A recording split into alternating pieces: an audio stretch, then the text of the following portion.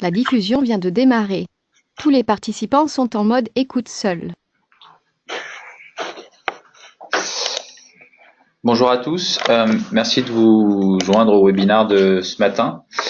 Je vous propose qu'on attende encore 1 ou 2 minutes que les dernières personnes qui veulent se connecter puissent se joindre au webinaire avant de commencer.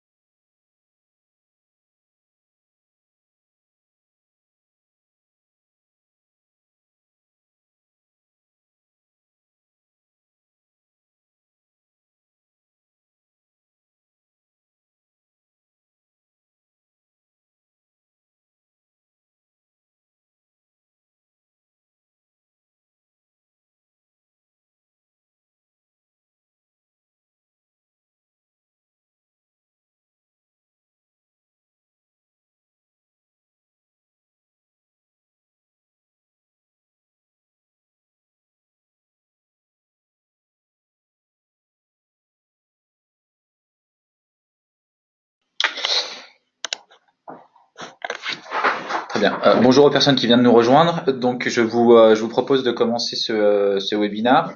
Donc aujourd'hui, donc pour certains d'entre vous, c'est probablement pas votre premier webinaire. Aujourd'hui, le sujet qu'on va traiter plus précisément, c'est le déploiement d'une digital workplace sur Office 365 et SharePoint ou SharePoint on-premise et environnement hybride. Alors, je vous laisse quelques instants pour vous manifester si jamais vous avez des problèmes en termes de son, si vous m'entendez pas. Vous pouvez le faire via le chat qui est sur la droite de votre écran normalement. Donc c'est là que vous pourrez remonter les problèmes en termes de connexion si vous en avez et vos questions éventuelles qu'on traitera en fin de webinaire pour vous apporter les réponses aux questions que vous pourriez avoir au long de cette présentation. Donc aujourd'hui, j'ai le plaisir d'avoir Serge avec moi. Bonjour. Donc Serge qui est consultant senior sur la partie POEL et donc qui accompagne les clients dans le déploiement et dans la customisation des portails POEL au sein de nos clients. Donc voilà, donc c'est quelqu'un qui a une bonne connaissance technique de la solution et qui va pouvoir nous éclairer durant ce webinaire. Donc si on devait reprendre, je pense que on commence. Vous nous connaissez probablement déjà. Le message que je souhaite vous faire passer à ce niveau-là, c'est qu'en fait on continue d'avoir beaucoup d'intérêt par l'ensemble de la communauté pour justement monter des digital workplace avec un time to market très court. Ça c'est vraiment une approche qui séduit aujourd'hui et avec une approche aussi intégrée qui va favoriser les usages collaboratifs dans l'entreprise. On a une particularité au sein de POEL Software, c'est qu'on a été des acteurs du SaaS dès le début. C'est-à-dire qu'on est parti sur le SaaS et ce qu'on va vous présenter aujourd'hui, en fait, c'est issu d'une réflexion et de retour de clients qui, pour des raisons variées, avaient des environnements avaient vocation à avoir des environnements hybrides ou même pour certains des environnements SharePoint on-premise et pour lesquels on a souhaité faire un pas vers eux et pouvoir leur permettre de bénéficier de la technologie POEL Software, quel que soit en fait leur scénario. Et donc ça, c'est vraiment une spécificité là où on voit en général la tendance de marché qui sont plutôt sur des acteurs qui produisaient de la techno pour du on-premise et qui ont adapté leur techno pour passer online. Nous, en fait, on a vraiment commencé sur Office 365 et on essaye maintenant, on souhaite ramener ce bénéfice d'usage et notre expérience Office 365 de la ramener sur du on-premise pour répondre à des contraintes spécifiques que vous pouvez avoir en fonction de votre cœur de métier, en fonction de votre politique sécuritaire, en fonction de votre localisation des données. Donc le constat aujourd'hui, hein, c'est que on a deux approches très différentes. Donc la première, c'est SharePoint Online avec bien entendu le bénéfice d'avoir une solution full SaaS, la richesse des fonctionnalités Office 365 qui aujourd'hui, je pense, et nous pensons et la suite collaborative la plus riche du marché en termes de fonctionnalités. Donc, il y a beaucoup d'usages autour d'Office 365 très intéressants. Qui dit full SaaS dit evergreen aussi. Donc, on a vraiment une un, des fonctionnalités qui arrivent au fil de l'eau. Et ça, c'est vraiment très intéressant pour l'ensemble des collaborateurs. Et enfin, pas d'aspect de maintenance et de mise en place des infrastructures. Donc, la majorité des clients qui sont sur SharePoint Online s'y retrouvent bien sur ce modèle-là. Il reste encore aujourd'hui des clients qui font le choix de SharePoint. Alors, quand on parle de SharePoint on-premise, dans cette présentation, on va parler uniquement de SharePoint 2016. Donc ça, c'est un élément important. C'est la dernière version de SharePoint on-premise. Et donc, on a encore des clients qui vont rester sur la version sur des versions on-premise de SharePoint pour des raisons de performance, notamment si vous êtes dans des endroits où la bande passante internet est pas forcément au top ou stable. Pour la localisation des données, ça aussi c'est un point hyper important. Je pense notamment aux données de santé ou aux données stratégiques qui ont vocation que certains clients veulent garder en local et de ne pas les mettre dans le cloud. Autre point d'intérêt pour SharePoint on-premise, la partie développement custom d'applications. Donc certains d'entre vous ont forcément un existant sur SharePoint on-premise dans lequel ils ont investi, qu'ils ont customisé en fonction de leurs besoins et aujourd'hui que vous voulez conserver et continuer d'utiliser. Le partage externe aussi, c'est quelque chose qu'on retrouve et qui est mieux couvert sur la partie SharePoint on-premise que sur la SharePoint Online. Et enfin, certains d'entre vous restent sur SharePoint on-premise pour des raisons historiques. Donc là, en fait, on a les deux extrêmes du segment. Et en fait, dans la réalité, nous, ce à quoi on est confronté au quotidien, c'est plutôt des scénarios hybrides, en fait. C'est-à-dire que dans la majorité des cas, on va quand même avoir du SharePoint Online pour une partie des usages et on va conserver du SharePoint on-premise pour les données sensibles, pour des raisons historiques, pour des applications métiers, pour du partage externe, pour tout ce que je viens de citer. Et donc en fait, donc voilà, l'approche n'est pas manichéenne, c'est vraiment un mix de ces deux univers. Et ce qu'on va faire avec Poel 365, et c'est l'objet du webinaire aujourd'hui, c'est qu'en fait, depuis quelques semaines, on a le plaisir de pouvoir déployer Poel 365, donc l'interface Poel 365 sur des environnements on-premise, sur des environnements online, c'est notre cœur de métier depuis plus de 2 ans, et aussi d'aller pouvoir gérer les environnements hybrides en reproduisant la même expérience utilisateur, qu'on soit sur du on-premise et sur du hybride. Et ça, en fait, ça va vous permettre du coup d'avoir une navigation qui est beaucoup plus fluide pour vos utilisateurs, de passer de son portail vers un site SharePoint on-premise, de revenir sur un site SharePoint online sans se rendre compte sans différence d'ergonomie. Donc sur ces scénarios hybrides, ce que va vous permettre Poel 365 via son manager, via la solution de déploiement Poel Manager, c'est bien entendu si vous avez Office 365, ça va être de réintégrer vos fonctionnalités Office 365 sur un portail on-premise. Si vous n'avez pas de Office 365, vous allez pouvoir déployer et bénéficier de toute la customisation rapide et facile via Poel Manager sur votre SharePoint on-premise.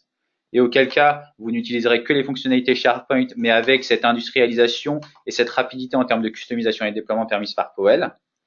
l'harmonisation des expériences online on-prem. Donc ça, c'est important, c'est ce que je vous disais. Donc une rationalité dans la navigation et dans l'interface utilisateur. Donc on va pouvoir passer d'un site on-prem à online sans vraiment se rendre compte de la différence de l'expérience utilisateur. Et enfin, d'avoir donc cette approche evergreen qui est permise par Office 365 et par POEL 365, qui reste une solution SaaS et qui va du coup vous permettre d'avoir les dernières mises à jour et nouvelles fonctionnalités au fil de l'eau. Donc, si vous êtes dans un scénario on-premise, donc online, on est en ligne avec ce qu'on faisait avant. Hein, ça c'est, on reste sur la même trajectoire. Pour les gens qui ont du on-premise et du hybride, pour pouvoir bénéficier de ce que je viens de vous décrire aujourd'hui, il va falloir remplir un certain nombre de prérequis que Serge va nous présenter maintenant. Tout à fait. Alors, les prérequis techniques, donc forcément quand on va parler d'un déploiement sur SharePoint on-premise, on va se retrouver sur une architecture qui va être forcément un petit peu différente de celle qu'on a online, et on a forcément un certain nombre de prérequis techniques qui sont autant de points d'intention au niveau de la configuration de l'environnement on-premise SharePoint 2016, qui vont nous permettre justement de pouvoir faire le déploiement dans les meilleures conditions possibles. Donc comme Amir l'a déjà signifié, la situation idéale pour pouvoir faire fonctionner POEL 365 sur SharePoint 2016, c'est bien évidemment d'avoir une solution qui soit à jour avec les dernières cumulative updates et qui soit, on va dire, le plus proche possible, le plus ISO fonctionnel et le plus identique en termes de configuration que ce que peut proposer Office 365 au niveau de la version de SharePoint. Autre problématique importante également, comme le déploiement est effectué à partir de notre solution de déploiement que Amir a déjà citée, donc POEL Manager, cette solution étant une solution full web, qui est donc un client à distance qui nous permet de faire tout le déploiement et toute la configuration des environnements POEL 365 pour nos clients. L'environnement SharePoint sur lequel on va vouloir déployer POEL 365 doit bien évidemment être accessible depuis l'extérieur sur le protocole HTTPS. Donc de cette façon, on va pouvoir configurer notre environnement de la même façon qu'on le ferait pour un SharePoint Online, sauf que on va bien évidemment faire le déploiement sur une ferme qui sera dans les murs et qui sera donc accessible depuis l'extérieur pour pouvoir faire le déploiement correctement. Troisième point d'attention, il faut savoir que là où normalement avec SharePoint Online, POEL Manager a la possibilité de créer les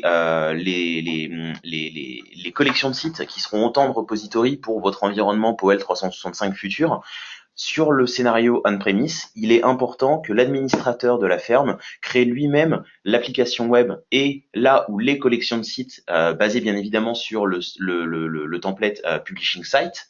Donc il est important que l'administrateur crée ces environnements-là à la main, en amont, en passant par donc les interfaces standards de l'administration de SharePoint on-premise, de manière à ce que ces environnements soient disponibles pour que POEL Manager puisse venir y déposer tous les éléments qu'on va avoir configurés en tant que template de site, etc. Le dernier point d'attention, et je vais rejoindre deux éléments qui sont présents sur ce slide, c'est au niveau de l'authentification. Il faut savoir qu'aujourd'hui, pour être complètement compliant avec Office 365, la solution POEL 365 déployée sur SharePoint on-premise nécessite une authentification de type NTLM. Et de la même façon, comme on ne supporte pas l'authentification multifacteur sur Office 365, on ne la supporte pas pour l'instant non plus sur un environnement on-premise. Et enfin, pour finir, de la même façon que sur Office 365, POEL Manager nécessite à minima un niveau de permission, un compte de service avec un niveau de permission qui soit Site Collection Administrator, de manière à pouvoir, une fois que les collections de sites sont créées, déployer tous les éléments qui vont devoir être mis dessus de manière à ce que POEL 365 fonctionne, c'est-à-dire les modèles de sites, les types de contenus, les modèles de listes, les pages, etc., etc. Voilà, tout ça, ce sont des points qui sont extrêmement importants, qui diffèrent légèrement de ce qu'on a sur Office 365 et qui doivent être pris en compte dans le cadre d'un déploiement aussi bien purement SharePoint on-premise que pour un déploiement hybride dans lequel on va avoir donc une partie de POEL qui sera hébergée sur Office et une autre partie qui sera hébergée sur SharePoint on-premise. Merci Serge. Si vous avez des questions sur cette partie prérequis qui sera la partie la plus technique du webinaire, hein, de toute façon, vous pouvez les partager sur le chat. On essaiera d'y répondre en fin de session. Donc, ce qu'on vous propose maintenant, c'est de repasser sur l'environnement POEL 365, donc le portail de démonstration.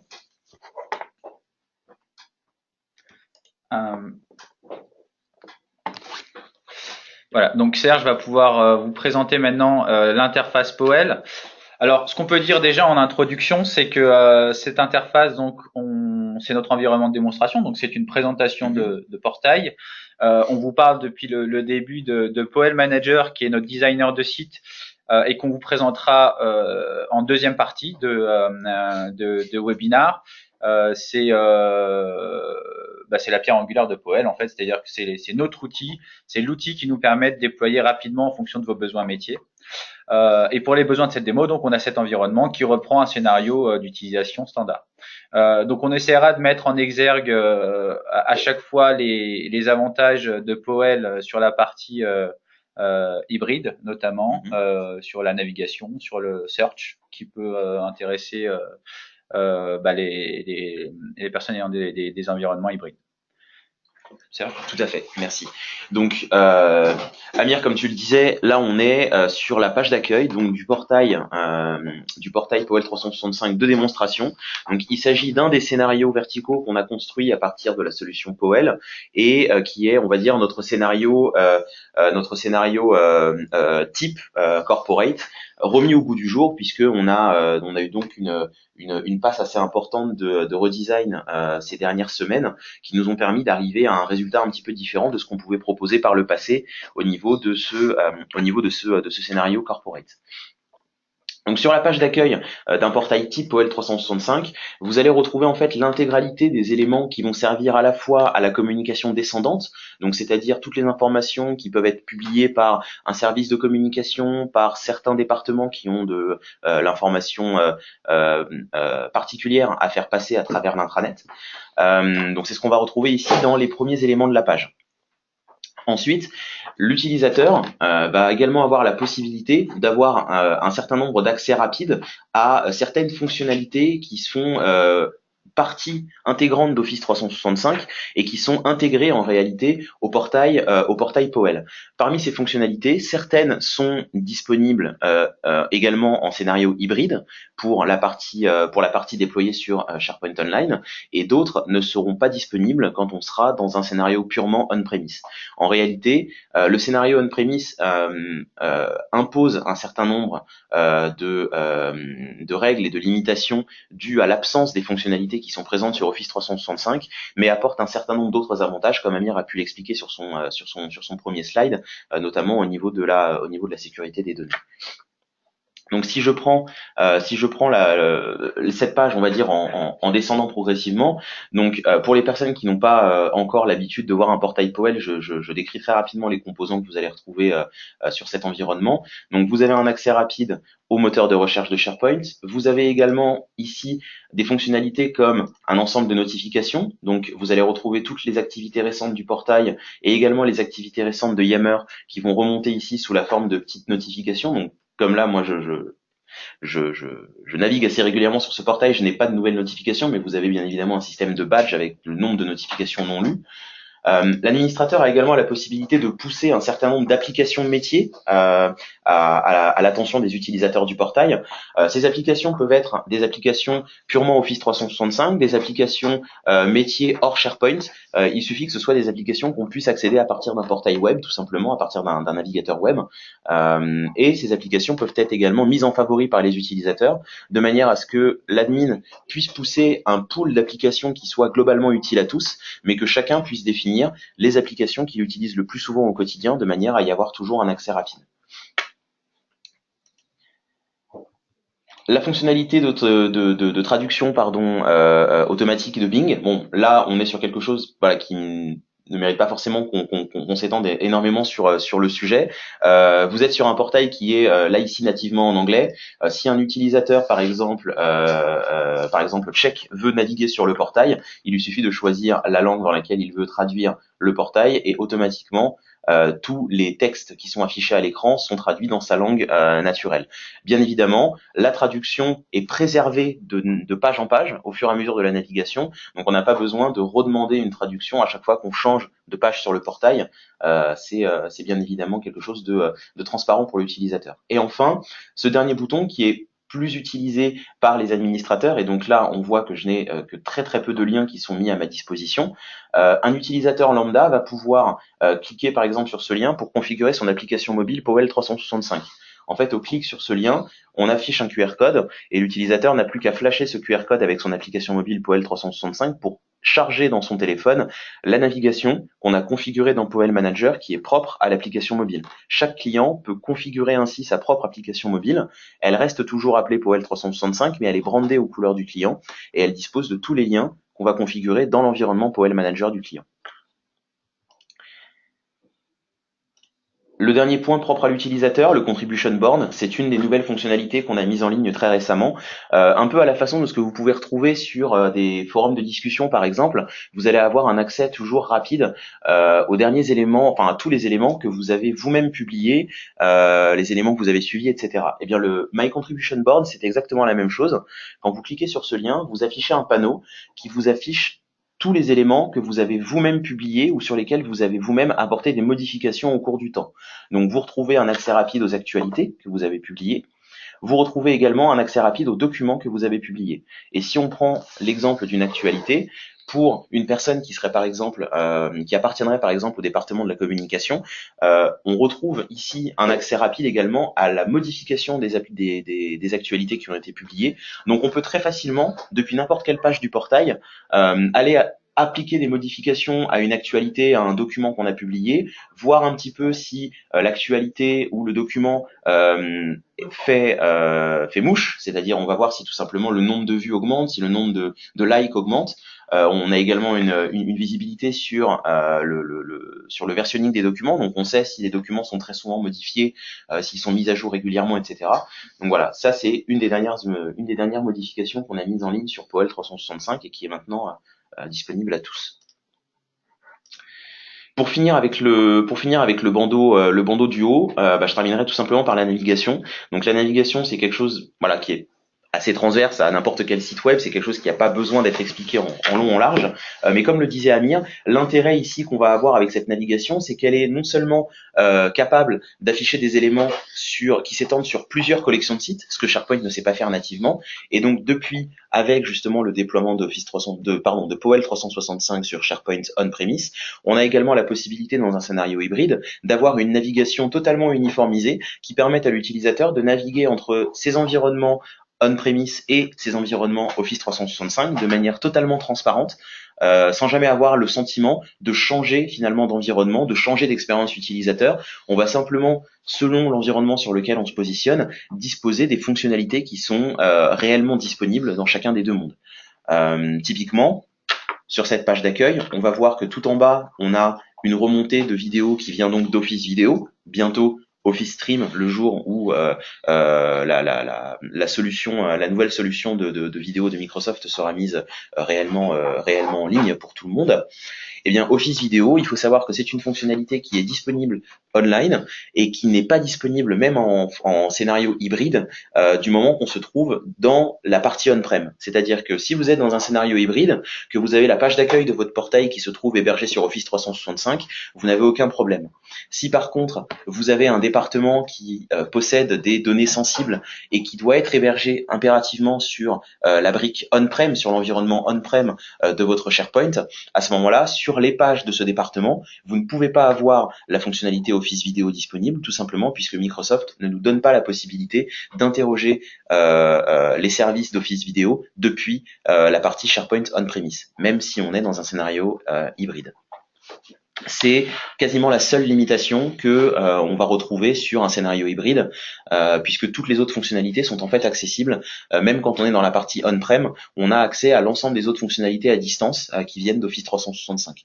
Je parle par là d'Outlook, je parle de Delve, je parle de Power BI. On voit ici qu'on a un exemple de graphique qui a été construit sous Power BI à partir des données sales qui sont stockées dans le Dynamics CRM de l'organisation. Et bien ça, ce sont des fonctionnalités que l'on peut également remonter sur un département ou sur un site SharePoint quelconque qui serait hébergé dans la partie on-prem au lieu d'être hébergé dans la partie online. Pour continuer sur les fonctionnalités mises en place sur cette page d'accueil, donc je vous ai déjà parlé des actualités. Ici, on a mis en place un certain nombre d'accès rapides à des environnements, à des pages du portail qui peuvent être importants pour les utilisateurs. Donc typiquement, on va retrouver un accès à la partie base de connaissances RH. Le site RH de manière générale, les opportunités de mobilité interne, le helpdesk aussi très important. On a mis en place une petite solution de un template de site basé sur une solution de helpdesk qui est vraiment totalement full SharePoint. Il n'y a aucune application tierce qui soit utilisée derrière, mais qui permet déjà dans un premier lieu de gérer un certain nombre de tickets pour vos utilisateurs au sein de cette fonctionnalité là.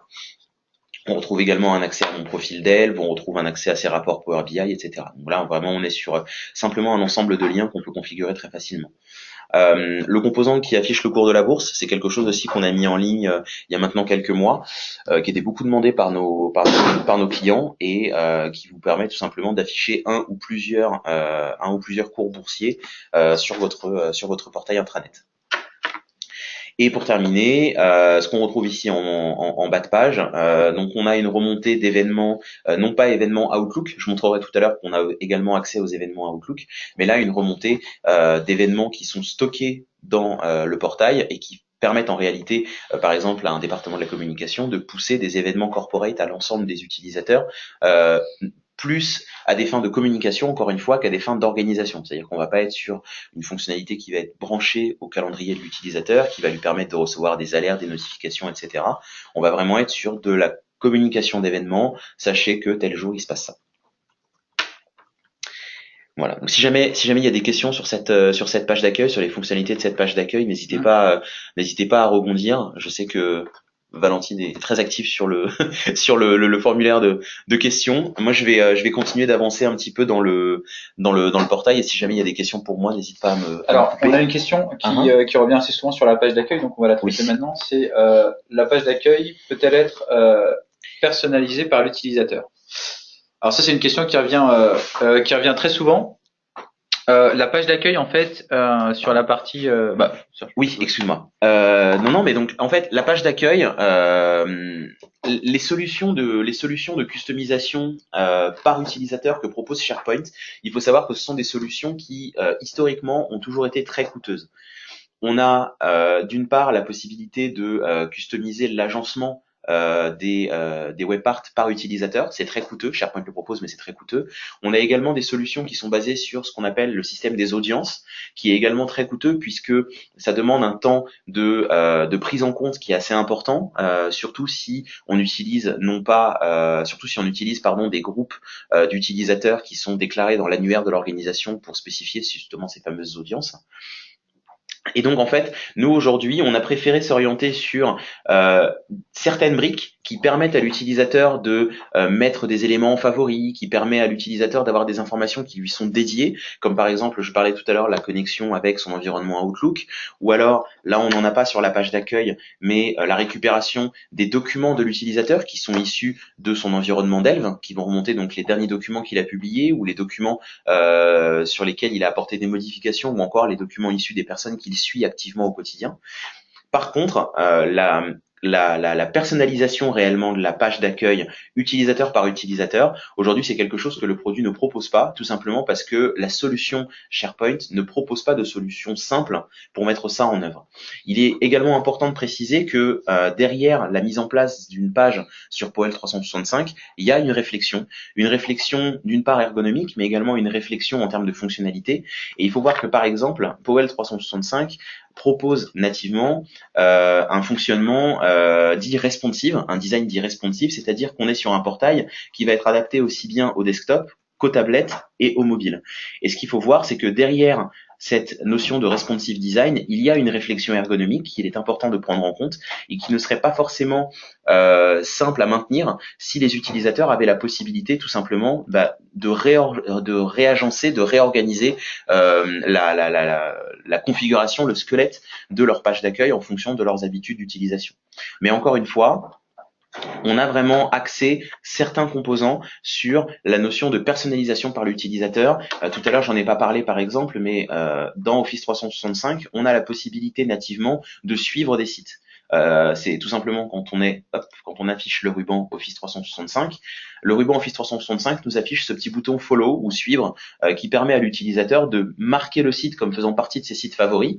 Le site va à ce moment-là remonter dans son environnement Delve comme faisant partie de ses sites favoris. Eh bien, nous faisons également cette intégration-là, puisque nous permettons à l'utilisateur d'ajouter le site sur lequel il est présent en ce moment à ses sites favoris, de manière à y retrouver un accès rapide ici derrière cette petite fonctionnalité My Favorites, qui regroupe donc les applications et les sites favoris. Donc pour conclure sur cette sur cette question, la personnalisation va se faire au niveau du contenu, soit sur la base des droits du collaborateur qui ne verra que le contenu auquel il a accès. Ça c'est valable pour les informations et pour la navigation.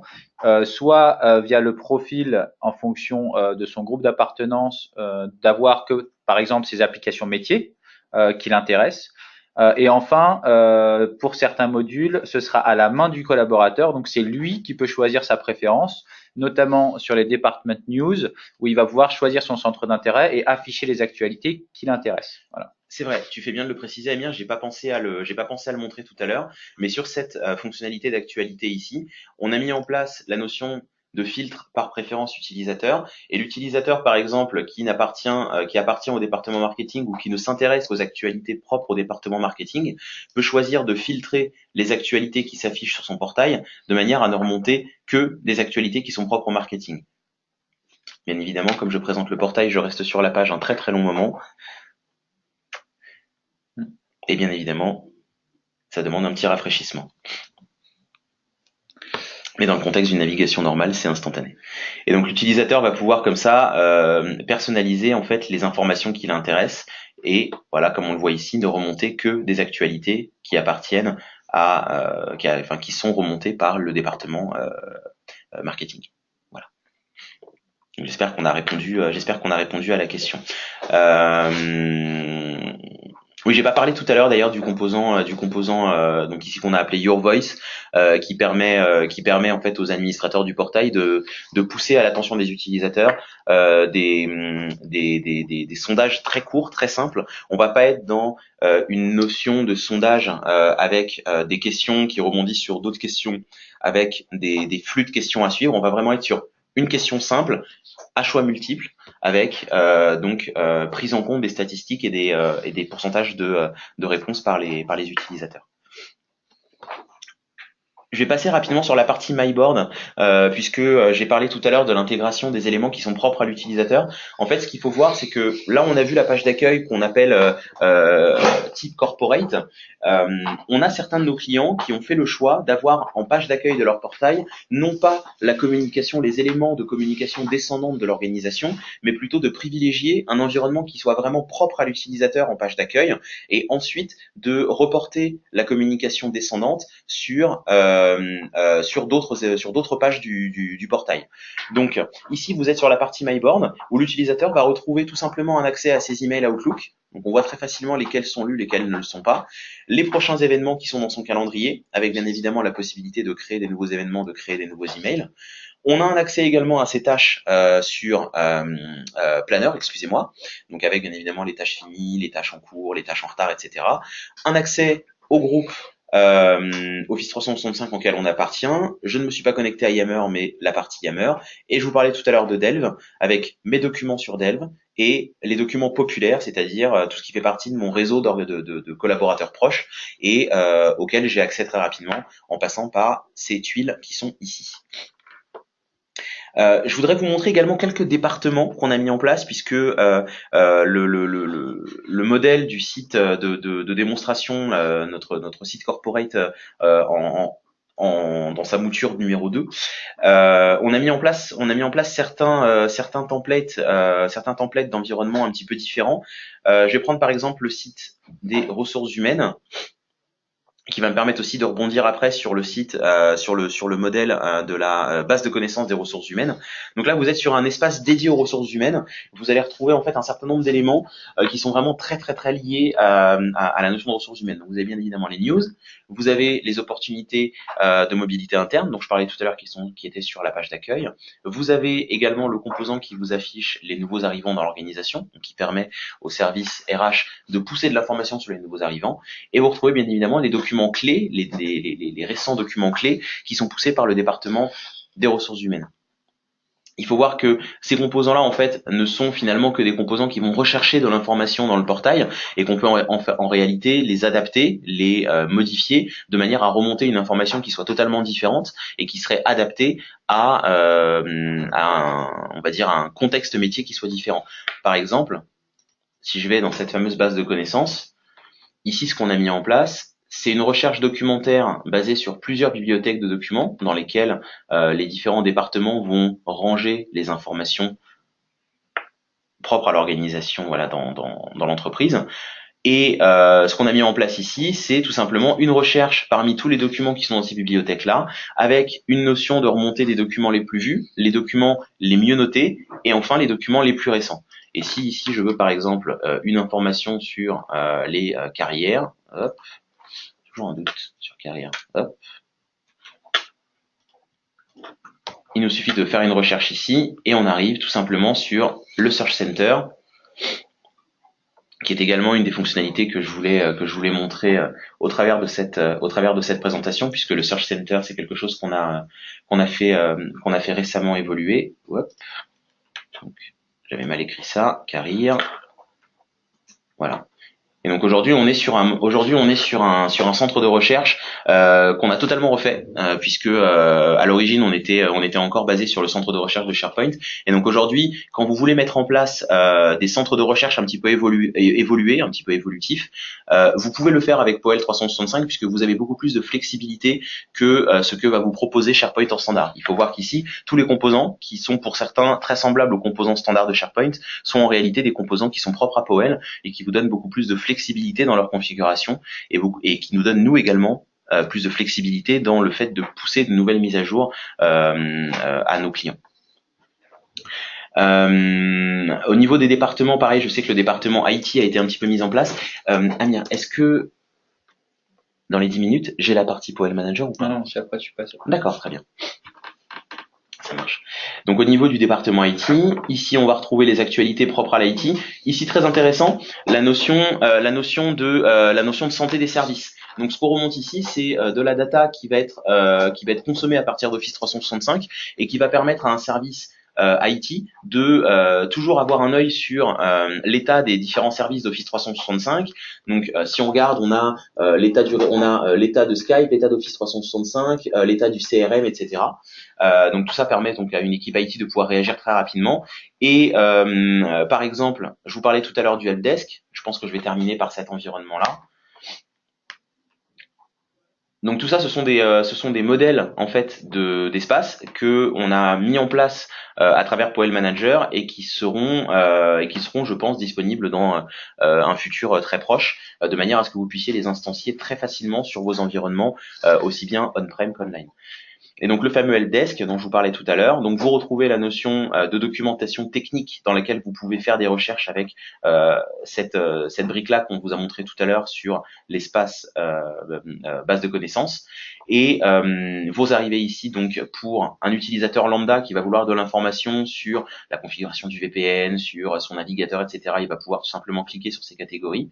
Et ensuite, si on veut contacter le helpdesk ou si on est nous-mêmes un membre du helpdesk et qu'on veut regarder quels sont les tickets ouverts, quels sont les tickets qui sont en souffrance, etc., ben on peut tout simplement cliquer sur ces liens-là Et là, on va se retrouver sur de l'interface SharePoint standard. Comme je vous le disais, on n'a pas voulu mettre en place d'application tierce pour cette solution-là. C'était vraiment l'idée de montrer qu'on pouvait construire un use case métier assez complet. Ici, en l'occurrence, la notion de helpdesk, en se basant sur POEL 365 et sur SharePoint uniquement, sans avoir recours à d'applications tierces à l'extérieur. Bien évidemment, on peut toujours avoir accès à plus de fonctionnalités en ayant recours à des applications tierces, lesquelles c'est le métier, tout simplement. Alors, avant de passer à la partie POEL Manager, on a une question concernant l'interface, c'est la remontée des actualités, notamment dans le cas de groupes avec des filiales internationales, dans la page d'accueil.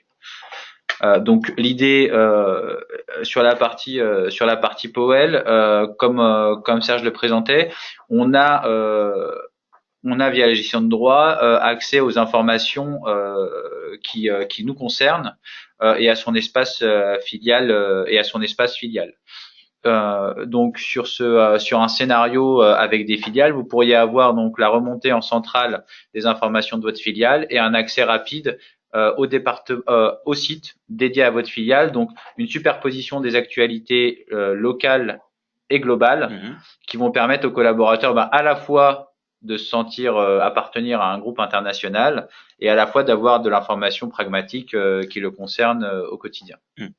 Ce qu'il faut savoir, c'est que sur un cas très précis sur lequel justement on est en passe de passer en Go Live, on a un cas tout à fait comme celui-ci d'une organisation qui est qui comprend plusieurs filiales, qui s'étend sur plusieurs continents, et il faut voir que avec la solution POEL, on a pu mettre en place très facilement des règles de gestion qui sont basées sur les profils dans l'annuaire des différents utilisateurs, et qui permet en fait d'avoir un portail qui est totalement dynamique, notamment en termes de remontée de données en général et d'actualité en particulier, et qui permettent à l'utilisateur, sans avoir de configuration complexe à faire par un administrateur, l'utilisateur voit très facilement les espaces qui appartiennent à sa filiale, les actualités qui appartiennent à sa filiale, et tout ça en se basant uniquement sur les informations qui sont stockées dans l'annuaire de l'entreprise, puisque cet annuaire est bien évidemment synchronisé avec Office 365 et également synchronisé avec l'environnement SharePoint on-premise. Et donc une autre question qui va nous servir un peu de transition vers POEL Manager, la question est de savoir si on peut utiliser POEL sans activer les briques Delve, Yammer, notamment encore une fois dans le cadre de grands groupes, parce que la question est posée dans ce sens, qui peuvent être pour différentes raisons frileux à l'utilisation des briques, notamment les briques qui sont citées, c'est Delve et Yammer. Donc peut-on utiliser POEL sans avoir activé Delve et Yammer? Alors, avant de passer dans Manager, je peux déjà répondre en partie à cette question en montrant le portail. On peut tout simplement, d'un bouton, désactiver les fonctionnalités Yammer dans le portail à partir de POEL Manager. Ça aura pour impact, bien évidemment, qu'on n'aura pas la possibilité de déployer un widget Yammer comme celui que j'ai montré tout à l'heure sur l'environnement RH, sur lequel je n'étais pas connecté d'ailleurs, mais également ça aura comme impact de ne pas avoir la gestion des commentaires, par exemple sur les actualités. Là, je vais cliquer sur une actualité. On voit que les actualités ont des données sociales qui leur sont rattachées. Ici notamment, on a un certain nombre de vues, un certain nombre de likes, mais on a également la notion de commentaires. Les commentaires qui sont présents en bas de page. Alors, excusez-moi, il faut que je me connecte. Donc là, en fait, on est en environnement, en navigation privée, oui, dans le cadre de la démo. Donc c'est le comportement, c'est pas le comportement normal. Si on était logué sur nos comptes respectifs, sur nos portails, Yammer serait bien entendu connecté directement.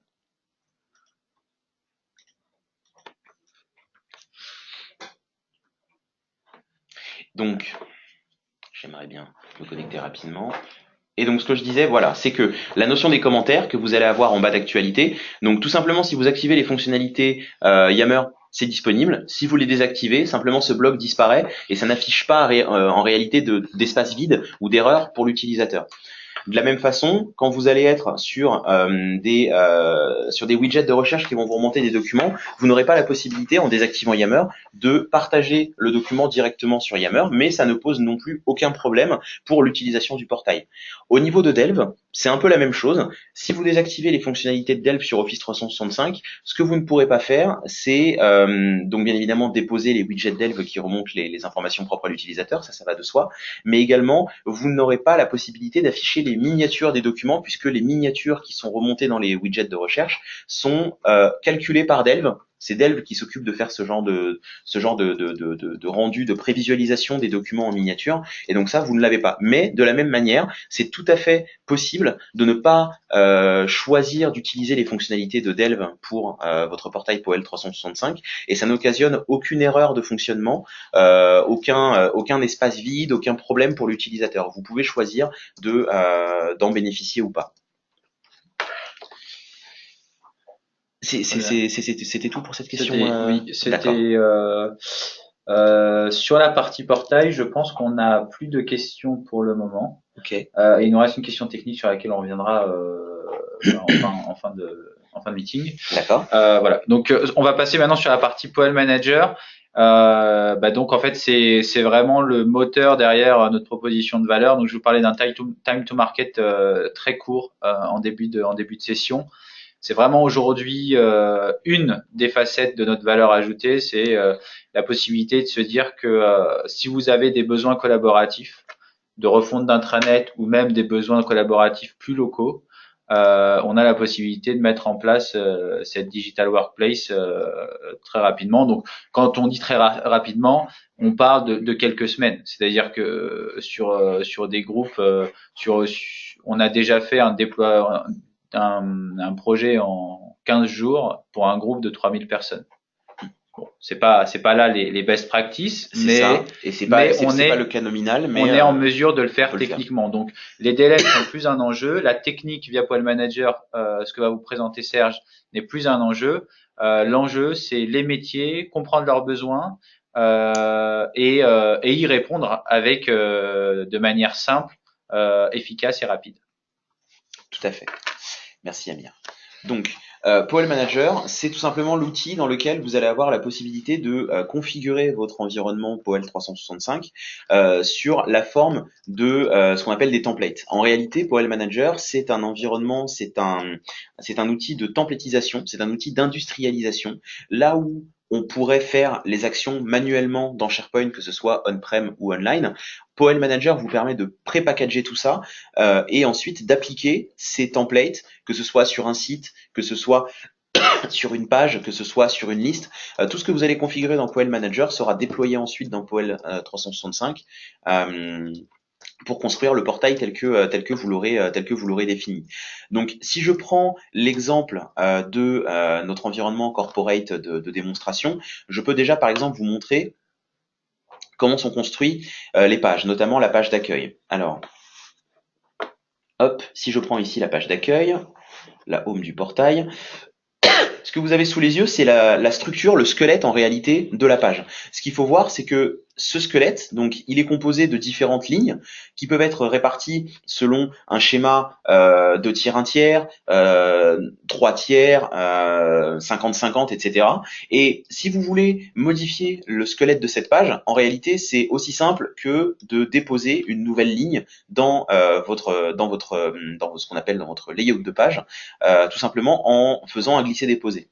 De la même façon, vous pouvez par exemple souhaiter qu'à l'intérieur de cette ligne, les composants que vous mettrez soient mis en avant, par exemple par le biais d'un aplat de couleur. À ce moment-là, il vous suffit, en cliquant ici sur le stylo, de changer la couleur de fond que vous allez appliquer sur cette ligne. Et donc, cette ligne sera mise en évidence sur le portail. Je ne crois pas que ce soit... Si voilà, c'est le cas par exemple ici de la partie Company News. Quand vous êtes sur la première ligne est mise en évidence avec un fond de couleur grise. Je reviens sur Manager. Donc de cette façon-là, vous créez en fait vos modèles de page. Ce qu'il faut voir, c'est que on est basé sur quelque chose qu'on a appelé les page layout.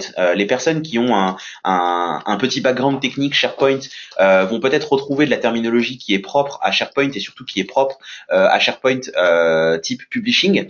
Il faut voir qu'aujourd'hui, POEL 365 est en passe d'être totalement compatible avec le design moderne de SharePoint Online, donc avec les nouveaux sites, les nouveaux team sites, les nouveaux communication sites, et on va garder ce principe de page layout, même si dans la notion de SharePoint moderne, on ne parle plus de modèle de page, on va quand même au sein de Powell Manager pouvoir continuer de construire ces modèles de page de la même façon en déposant ces lignes dans le squelette de la page de manière à avoir des zones qui vont ensuite être autant d'endroits où on pourra y mettre des widgets. Et c'est d'ailleurs ce que je vais vous montrer tout de suite.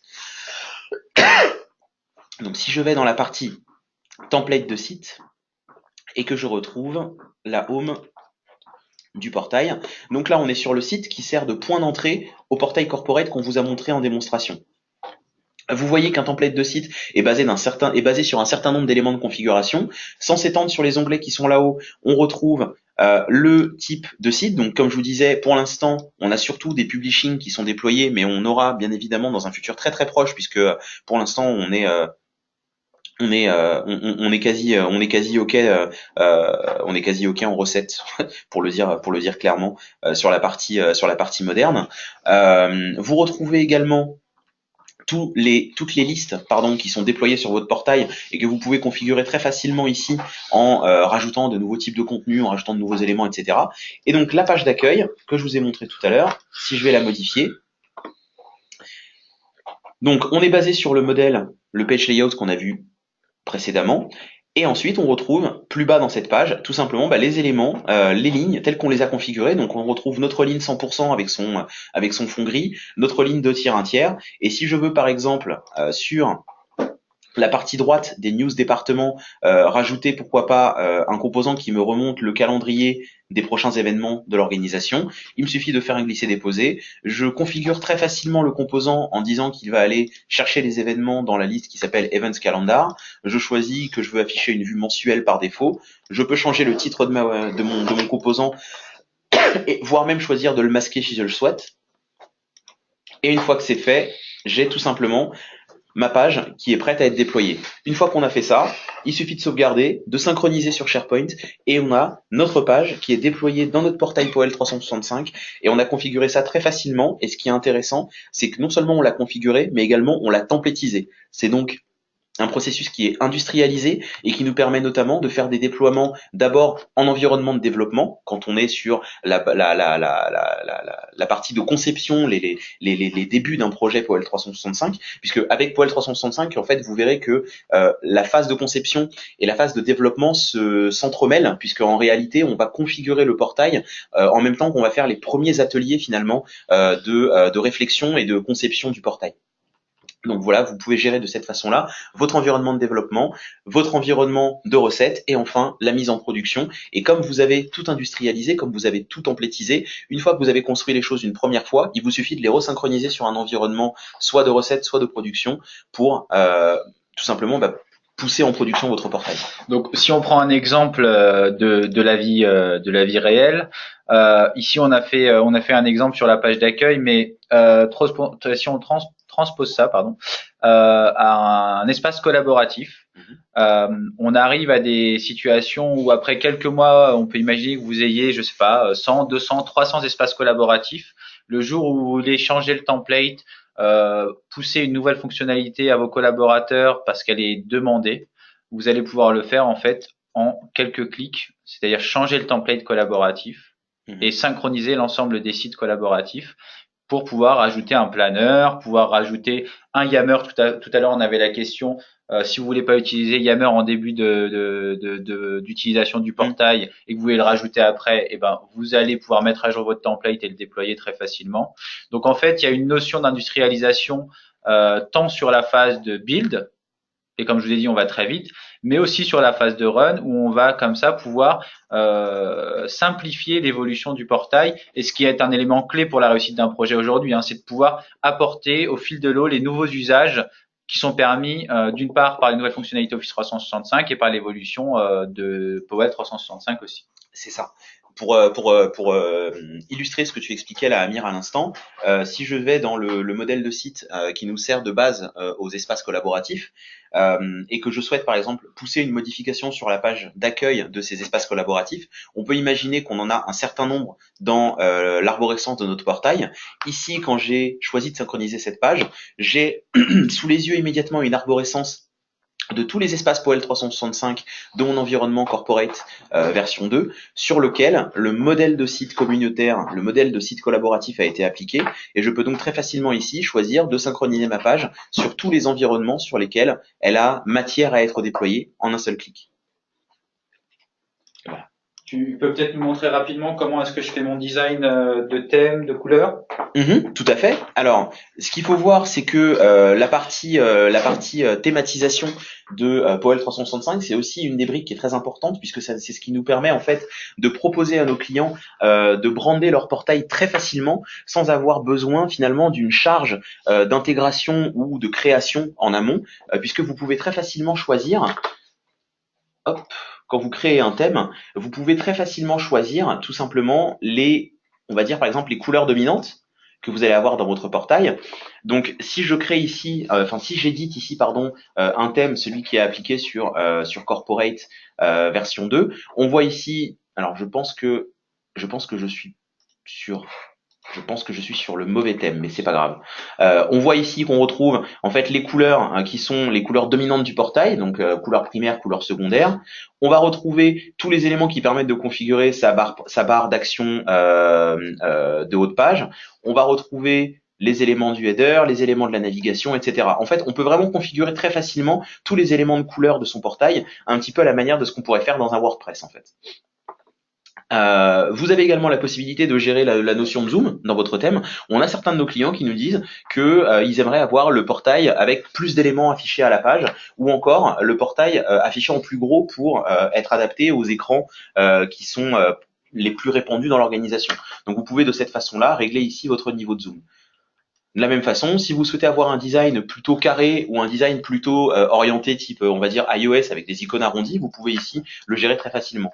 On peut implémenter également les polices qui sont utilisées par l'organisation de manière à retrouver votre environnement graphique, votre charte graphique dans votre portail intranet, encore une fois très facilement. Et bien évidemment, vous pouvez gérer le logo de votre portail très facilement à partir du thème.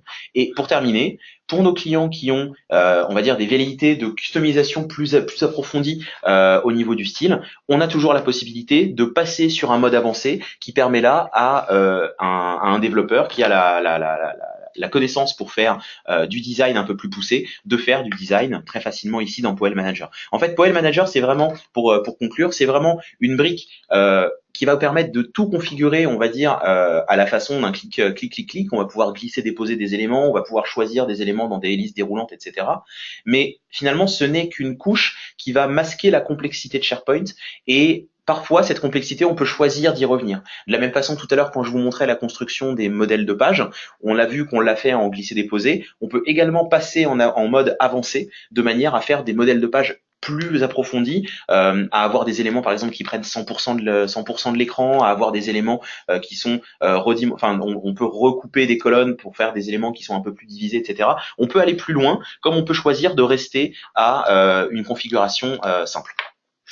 Merci Serge pour cette présentation POEL Manager.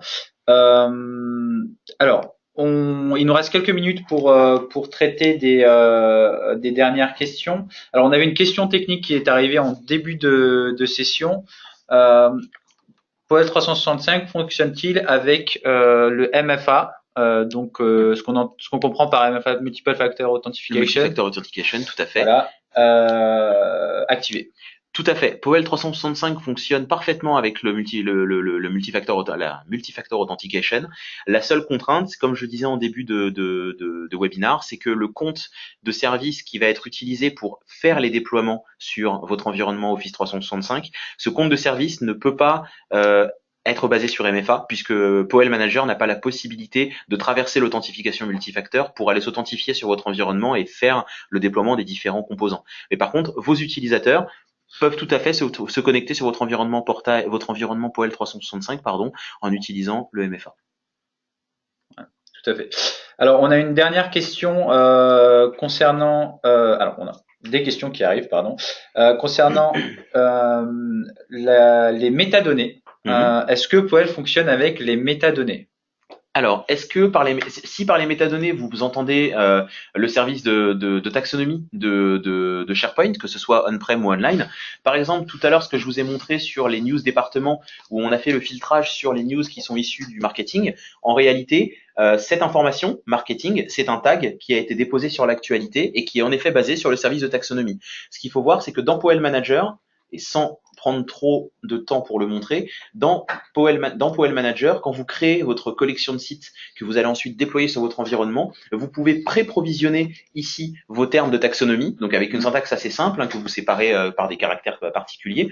Et donc, vous allez alimenter votre service de taxonomie et vous allez également, dans la partie templétisation de Poel Manager, pouvoir brancher vos colonnes de type de contenu pour les mettre dans des listes et qui seront également branchés à ce service de taxonomie. Donc, nous consommons et nous alimentons le service de taxonomie de A à Z. Très bien, merci. Une autre question qui concerne le modèle économique de Poel. Donc en effet, c'est une solution SaaS donc qui va être licenciée à l'utilisateur par mois, comme Office 365. Et du coup, la licence Poel 365 va dépendre du nombre d'utilisateurs dans l'organisation. Cette licence, elle inclut bien entendu l'accès à l'expérience utilisateur Poel, les mises à jour, les nouvelles fonctionnalités et la maintenance de la solution. Donc si je vous prends un exemple, l'application mobile dont Serge vous parlait tout à l'heure a été mise à disposition de l'ensemble de nos clients sans surcoût, et c'est comme ça que ça fonctionne avec l'ensemble des nouvelles fonctionnalités qu'on propose. Elles sont disponibles pour l'ensemble de nos clients sans surcoût. Alors, Poel 365 avec uniquement SharePoint Online sans Yammer, Delve ou Office Video, est-ce possible? C'est possible. C'est possible. En fait, on se limite au niveau des fonctionnalités qui sont disponibles, mais le portail fonctionne très bien. En fait, c'est exactement ça. Donc, en fait, il y a deux aspects dans la question. C'est d'une part un groupe qui aurait des licences E1 par exemple et qui ne veut utiliser qu'une certaine partie des fonctionnalités, auquel cas on va n'activer dans le portail que les fonctionnalités que vous souhaitez. Et un autre scénario qu'on rencontre aussi souvent, et bien souvent dans vos sociétés, vous avez un mix en termes de licence Office 365, certains en E3, certains en E1, certains peut-être en K1, qui a été renommé F1 d'ailleurs récemment. Et ces derniers comptes ont moins de fonctionnalités disponibles que les autres. Et ils peuvent quand même accéder au portail en ayant accès à leurs fonctionnalités, aux fonctionnalités sur lesquelles ils ont le droit d'accès. Donc il n'y a pas de prérequis en termes de fonctionnalité minimale Poel, si ce n'est SharePoint Online, vu qu'on est déployé sur SharePoint Online. Après, pour tout le reste, c'est vous qui activez et c'est vous qui choisissez vos fonctionnalités. Alors, dans le cas où on utilise SharePoint Online, est-ce qu'on peut liker les actualités? Est-ce qu'on peut liker les actualités? Tout à fait. En fait, on se base sur le système de like propre à SharePoint. Donc, c'est ce qu'on voit ici. Quand je suis sur une actualité, là, on a le pouce en l'air. Si je clique dessus, je délike et si je reclique, je like. Voilà.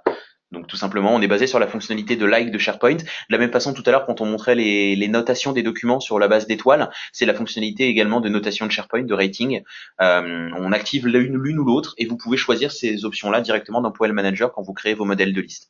Donc vous pouvez dans Poel Manager décider de créer une bibliothèque de documents dans laquelle vous activez le rating ou par exemple une bibliothèque d'images dans laquelle vous activez le rating de manière à pouvoir faire par exemple des petits concours photos ou ce genre de choses au sein de l'organisation. Est-ce que SharePoint on-premise standard suffit?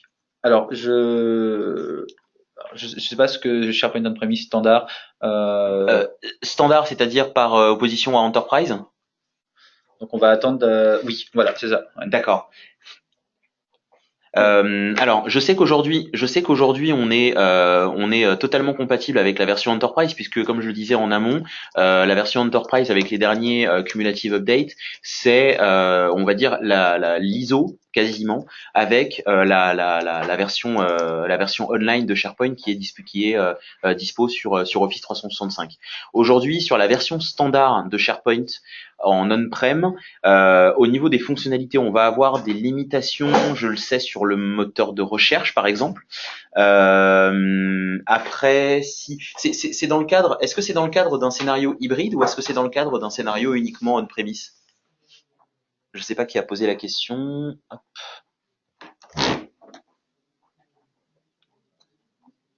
Si la personne je crois que c'est Benjamin qui a posé la question, voilà.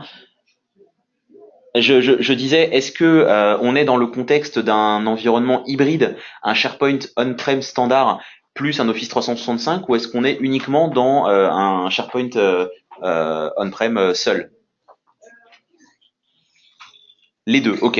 Eh ben oui, en effet, avec les deux, il n'y a pas de problématique en fait. Powell 365 va fonctionner sur un SharePoint même standard. Vous allez en fait n'avoir que les limitations qui sont propres à SharePoint en version standard par rapport à Enterprise, comme je vous disais notamment par exemple au service de recherche. Mais sinon, Powell en lui-même n'est pas bloqué par le fait d'être déployé sur un SharePoint standard plutôt qu'Enterprise.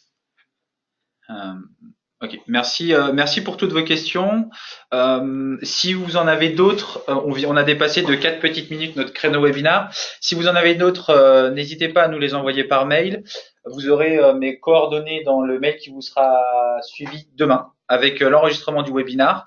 Et donc on est complètement disponible pour répondre à vos questions techniques ou moins techniques, plutôt sur la partie fonctionnelle. J'espère qu'on vous a donné l'ensemble des éléments de réponse que vous attendiez et éventuellement de nouvelles pistes de réflexion. Merci à tous et puis à très bientôt, je l'espère.